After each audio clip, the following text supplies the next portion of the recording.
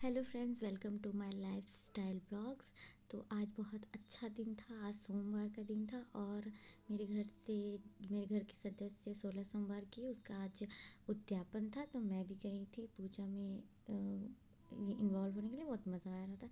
सारा पूजा की सामग्री हो जाती है तैयार और फिर पूजा भी स्टार्ट हो जाता है। तिलक होता है, उसके बाद दीप जलती है और दीप जलाने के बाद कलश की स्थापना हुआ और बहुत अच्छा लगा।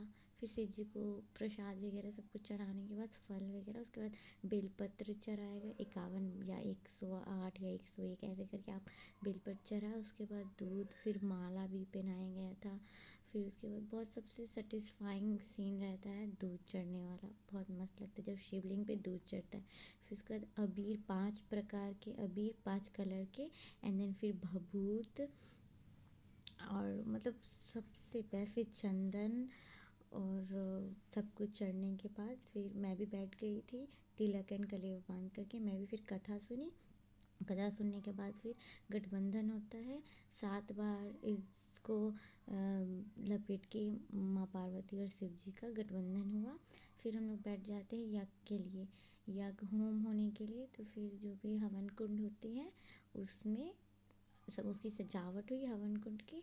एंड देन फिर हवन के लिए अग्नि कुंड की पूजा भी शुरू हो गई। अग्नि कुंड को पूजा गया, अग्नि देवता को पूजा गया। उसके बाद फिर हम हवन की सारी सामग्रियों को तैयार कर दिए।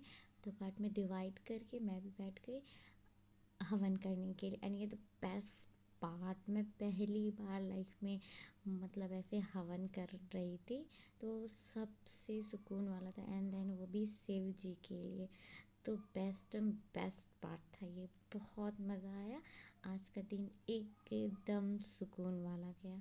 फिर हवन पूरा हो जाता है एंड देन फिर बारी आती है आरती की। तो हम आशीर्वाद ले लेते हैं अग्निदेव से। उसके बाद हम आरती के लिए तैयारी करते हैं। आरती पहले हम दिखाते हैं अग्निकुंड को। आरती दिखाने के बाद गणेश जी, पार्वती, शिव जी, जितने भी वहाँ पे भगवान जी होते हैं सबको आरती दिखाने के बाद फिर उसके बाद हम लोग पंडित जी का आशीर्वाद लेते हैं और हम लोग निकल जाते हैं घर के लिए। Thanks for watching, bye bye.